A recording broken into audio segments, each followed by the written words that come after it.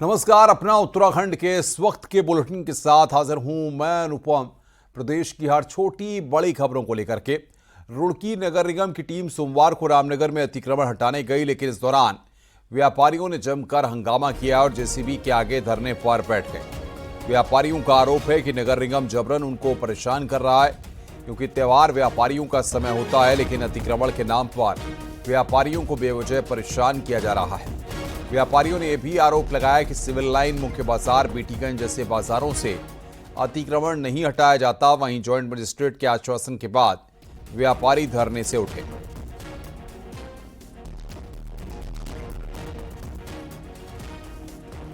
नगर निगम ने मजबूर कर दिया है। नगर निगम ने ऐसी अपनी कार्यशैली बना दी है कि इंसान जो पैसा अपने भविष्य के लिए जोड़ने की सोचेगा वो इनके चालान काटने पे ही लगा रह जाएगा। उन्होंने भी अपनी समस्याएं बताई हैं कि छोटे छोटे व्यापारी जो हैं उनके एक ही सीज़न आता है पर त्योहार के टाइम में, जब उनका थोड़ा सा आमदनी होती है, तो इन सभी बिंदुओं को ध्यान में रख के जो है दो तीन फैसले लिए गए। जो भी विरोध कर रहे थे उन व्यक्तियों द्वारा ये रजामंदी दी गई कि जो भी अतिक्रमण है उनको थोड़ा सा पीछे कर लिया जाएगा।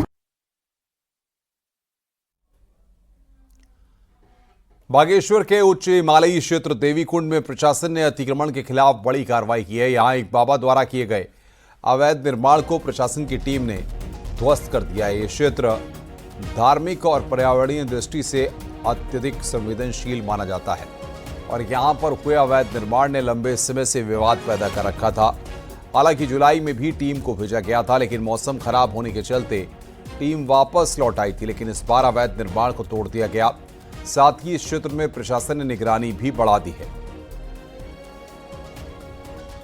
उनके पास कुछ महीने पहले हमारे पास एक रिपोर्ट आई थी कि एक अवैध अतिक्रमण हुआ है और उनके द्वारा एक अवैध ढांचा बनाया गया है।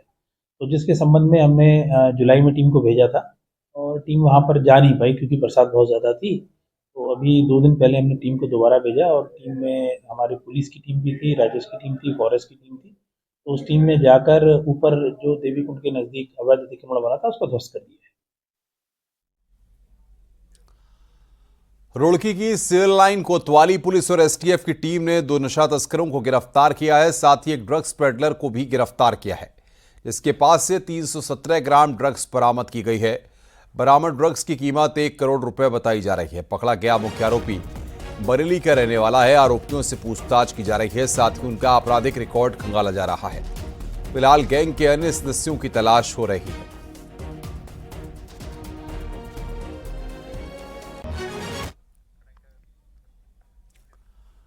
रविवार को खाद्य सुरक्षा विभाग की टीम ने रुड़की के भगवानपुर औद्योगिक क्षेत्र में घी बनाने वाली एक कंपनी पर छापेमारी की थी, जिसमें फिलहाल घी का उत्पादन नहीं हो रहा था।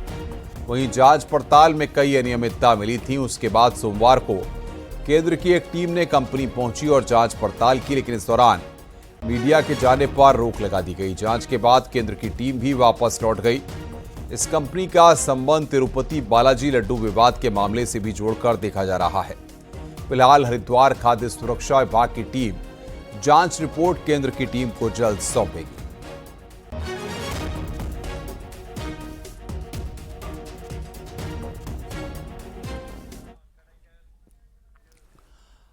हरिद्वार के सुल्तानपुर में हजारों उपद्रवियों के इकट्ठा होकर नारेबाजी करने के बाद पुलिस संवेदनशीलता बरत रही है।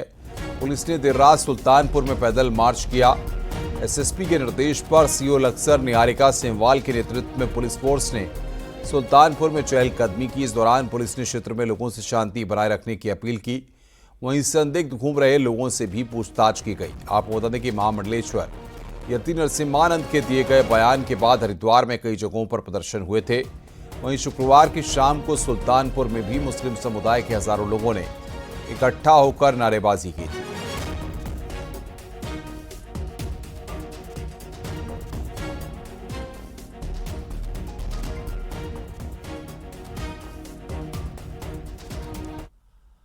आगे बढ़ते हैं। 5 दिन जूझने के बाद देर शाम कई सरकारी वेबसाइट्स में काम करना शुरू किया है। आईटीडीए ने दावा किया है कि सरकार की कई महत्वपूर्ण वेबसाइट में काम करना शुरू हो गया है। खबर है कि सुरक्षित नेटवर्क यानी सेफ नेटवर्क पर सभी वेबसाइट को चलाया जा रहा है ताकि दोबारा इस तरह की स्थिति पैदा ना हो। खबर है कि हैक नेटवर्क को ठीक करने में अभी वक्त लगेगा और तभी पूरा नेटवर्क स्मूथ काम कर पाएगा। 3 अक्टूबर से 7 अक्टूबर तक चाहे सचिवालय का काम हो, पुलिस का, रेवेन्यू डिपार्टमेंट का, चारधाम रजिस्ट्रेशन का, सब ठप रहा है। इंफॉर्मेशन टेक्नोलॉजी डेवलपमेंट एजेंसी यानी ITDA को 5 दिन लग गए सिस्टम को इस पोजीशन में लाने में ताकि काम हो सके। इससे साफ हो गया है कि ITDA को अभी मजबूत किए जाने की जरूरत है। अगर सिस्टम मजबूत होता है तो 5 दिन तक सरकार की 186 वेबसाइट की वजह से कामकाज न रुका होता।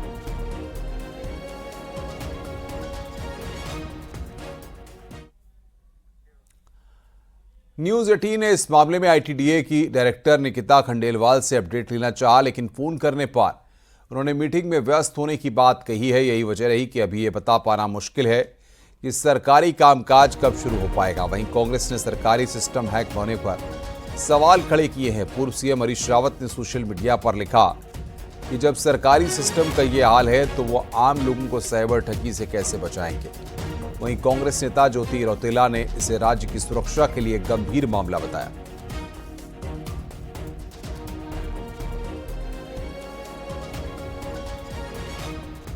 इसका सॉल्यूशन आप लोगों ने क्या निकाला है? ऐसा क्यों है कि पूरे प्रदेश में साइबर अटैक का ये हमला हुआ है? ये हमारे प्रदेश की जो सुरक्षा है, जो हमारे सरकारी डिपार्टमेंटों की जो सिक्योरिटी है, उस पर भी बहुत सारे सवाल खड़े करता है। बारिश का मौसम उत्तराखंड समेत सभी हिमालयी राज्यों में सड़कों पर भारी पड़ता है, लेकिन इसके लिए बहुत हद तक वो तकनीक भी जिम्मेदार है जिससे आधार बनाकर पहाड़ों में रोड बनाई जा रही है। ऐसे में अब हिमालयी राज्यों में रोड कटिंग की तकनीक पर बदलाव की कवायद भी शुरू हो रही है। आइए देखते हैं हमारी ये रिपोर्ट।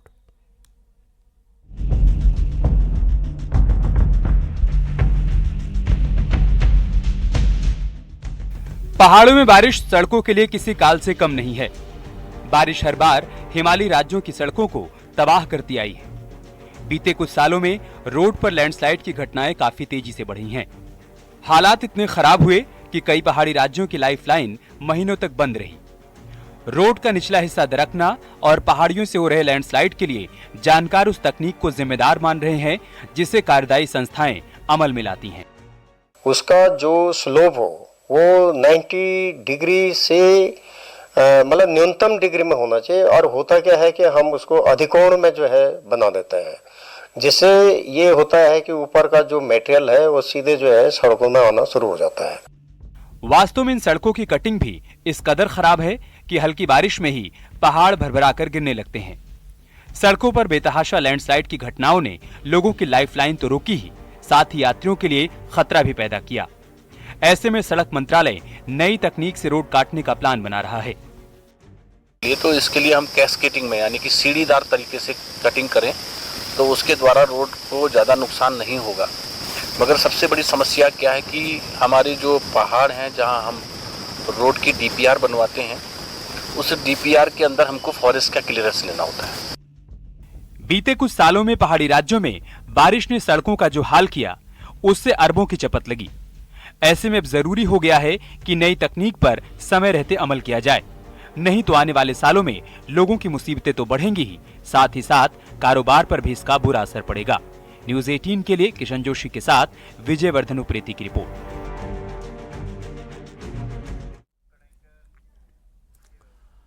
UCC की नियमावली बनाने के लिए पूर्व मुख्य सचिव शत्रुघ्न सिंह की अध्यक्षता में बनाई गई कमेटी ने आखिरकार 8 महीने के बाद UCC की नियमावली का ड्राफ्ट तैयार कर लिया है। सोमवार को आयोजित रूलिंग कमेटी की मीटिंग में इसे फाइनल कर दिया गया। माना जा रहा है कि राज्य स्थापना दिवस पर मुख्यमंत्री UCC से जुड़ी बड़ी घोषणा कर सकते हैं। अब सरकार इस ड्राफ्ट को कैबिनेट में लेकर आएगी और कैबिनेट की मंजूरी मिलेगी। उसके बाद UCC नियमावली का ड्राफ्ट विधायी विभाग के पास जाएगा। हालांकि सरकार इसमें कुछ बदलाव भी कर सकती है। UCC को तत्काल लागू करने में अभी एक और अड़चन है। सरकार को UCC लागू करने से पहले नियमावली को लेकर कर्मचारियों को ट्रेनिंग भी देनी होगी। और देखिए स्वागत अजय भट्ट जी, इस तरह अजय भट्ट जी और स्वागत कर रहे हैं।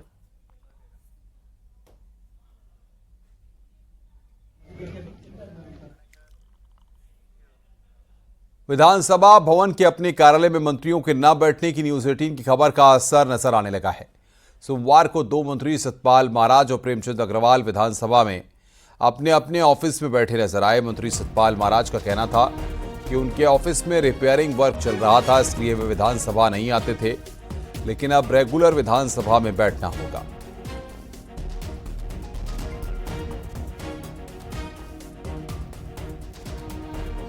नहीं, कुछ रिपेयरिंग हो रही है ना, यहाँ से आवाज हो रही है, इसके कारण लोग नहीं आए, नहीं तो हम यहाँ बैठने के लिए हम आते ही हैं। तो जनता की समस्या सुनने के लिए निश्चित रूप में हम तो अपने ऑफिसों में भी सुनते हैं, घर पे भी सुनते हैं, यहाँ भी सुनते हैं। हरिद्वार में महिला एवं बाल विकास विभाग ने आंगनबाड़ी पालना केंद्र की शुरुआत की, जिसमें कामकाजी महिलाएं अपने छोटे बच्चों को छोड़कर जा सकती हैं। यहां बच्चों की देखभाल की जाएगी। BHEL स्थित विष्णु लोक कॉलोनी में पालना केंद्र का उद्घाटन कैबिनेट मंत्री रेखा आर्य ने किया। इस दौरान मंत्री ने बच्चों को भोजन भी परोसा। मंत्री रेखा आर्य ने कहा कि 25 बच्चों की क्षमता के साथ पालना केंद्र की शुरुआत की जा रही है, जिसमें 6 महीने से 6 साल तक के बच्चों के खाने पीने और खेलने कूदने की व्यवस्था की जाएगी।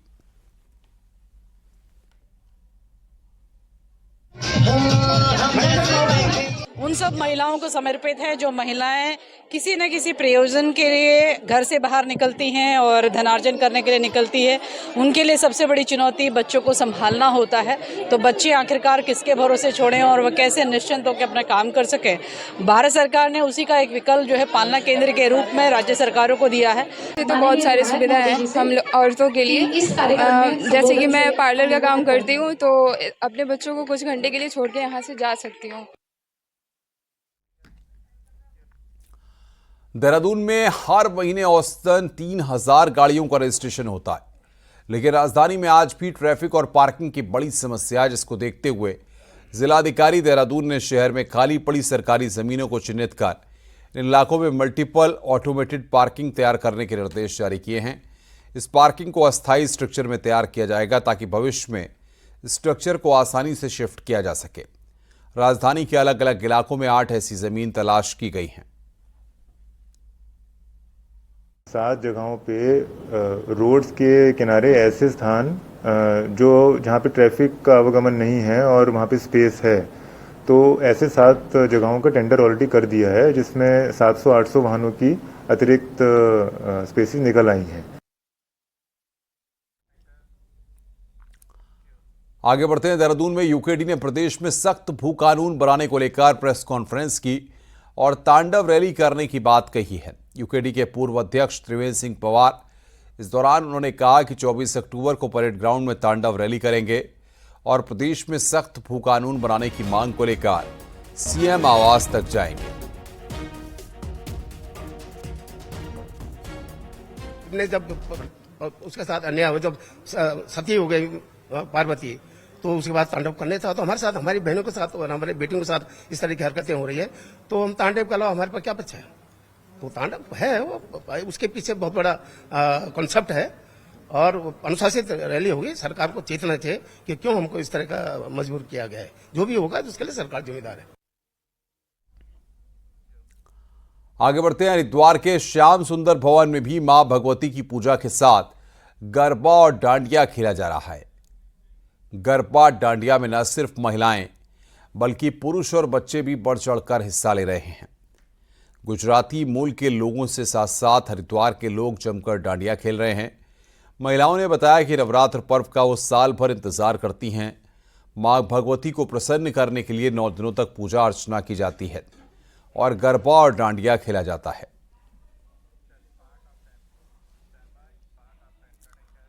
और आइए अब देखते हैं पहाड़ की 10 बड़ी खबरें। पहाड़ टॉप 10। हरिद्वार में सिडकुल थाना पुलिस ने वाहन चोर गिरोह के 2 सदस्यों को पकड़ा, जिनके पास से चोरी की 12 बाइक बरामद की गई। ऋषिकेश पुलिस ने अवैध रूप से लाए गए अंग्रेजी शराब के साथ 2 लोगों को गिरफ्तार किया। दोनों के खिलाफ केस दर्ज किया गया। सरकार द्वारा बुजुर्गों के लिए चलाई जा रही दीनदयाल मातृ पितृ तीर्थाटन यात्रा को क्षेत्रीय विधायक प्रमोद नैनवाल ने हरी झंडी दिखाकर रवाना किया। 72वें राजकीय औद्योगिक विकास एवं सांस्कृतिक गौचर मेले की तैयारियां जोरों पर हैं।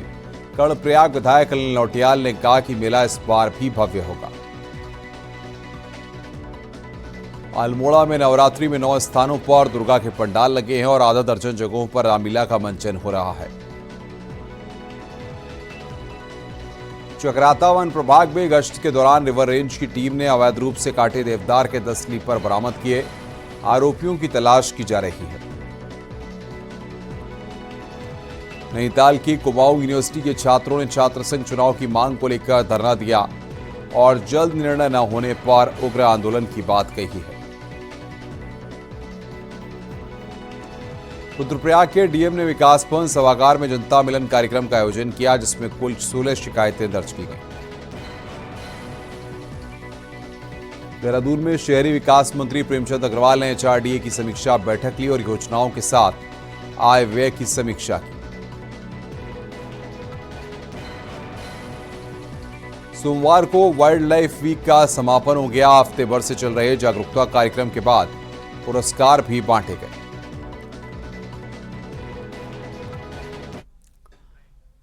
रुक रहे हैं यहां पर एक ब्रेक के लिए। खबरों का सिलसिला लगातार जारी है।